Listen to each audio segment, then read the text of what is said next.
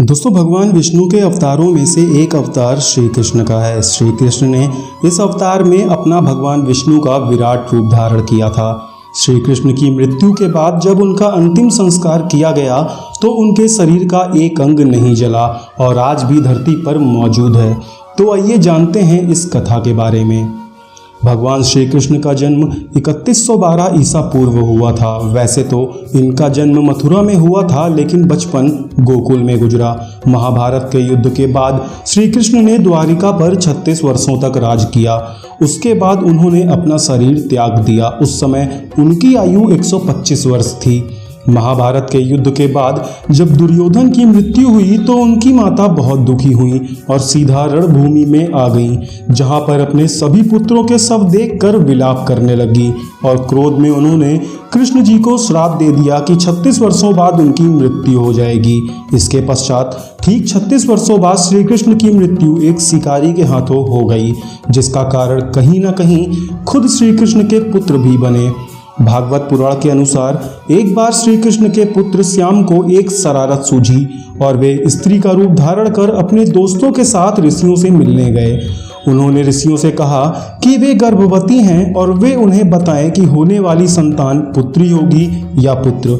जब उन्होंने ऋषियों को धोखा देना चाहा तो वे क्रोधित हो गए और उन्होंने स्त्री बने श्याम को श्राप दे दिया कि तुम अपने गर्भ से एक लोहे के तीर को जन्म दोगे जो तुम्हारे कुल का सर्वनाश करेगा।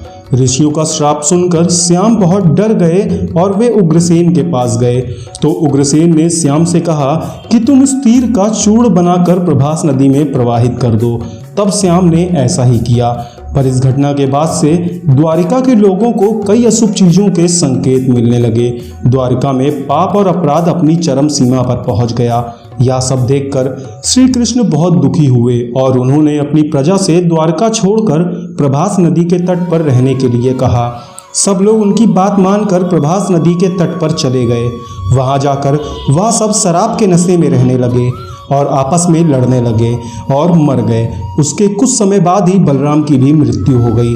भागवत पुराण के अनुसार श्री कृष्ण एक दिन पीपल के पेड़ के नीचे आराम कर रहे थे।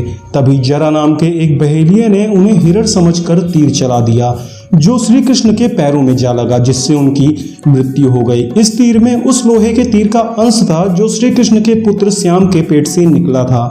और फिर गांधारी के श्री कृष्ण को और ऋषियों के श्याम को दिए श्राप के अनुसार श्री कृष्ण की मृत्यु हो गई। जब प्रभु श्री कृष्ण की लीला समाप्त हो गई तो वे अपने शरीर को छोड़कर स्वर्गलोक चले गए।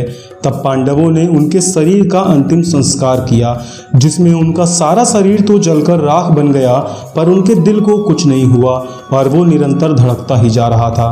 तभी पांडवों को एक आकाशवाणी सुनाई दी, जिसमें कहा गया कि वे कृष्ण जी के दिल को नदी में प्रवाहित कर दें। और पांडवों ने दिल को नदी में प्रवाहित कर दिया। नदी में पहुंचने के बाद इस दिल ने लट्ठे का रूप ले लिया, जो कि उसी नदी में स्नान कर रहे प्रभु जगन्नाथ के परम भक्त राजा इंद्रद्युम्न को मिला। जब उन्हें इस लट्ठे की कहानी पता चली तो उन्होंने इस लट्ठे को प्रभु जगन्नाथ की मूर्ति में स्थापित करवा दिया। उस दिन से लेकर आज तक यह लट्ठा उसी मूर्ति में स्थापित रहता है और तब से लेकर आज तक हर 12 साल के अंतराल के बाद जगन्नाथ जी की मूर्ति बदलती है।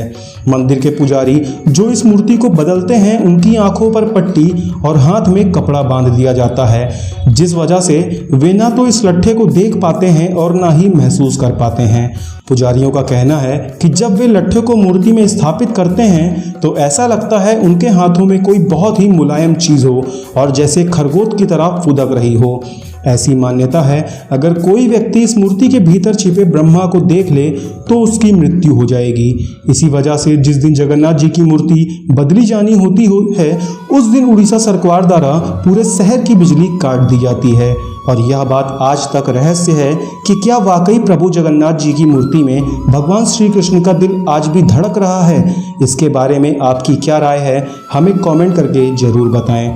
और अगर वीडियो आपको अच्छी लगी हो तो लाइक और शेयर जरूर करें और जाने से पहले चैनल को सब्सक्राइब करना ना भूलें।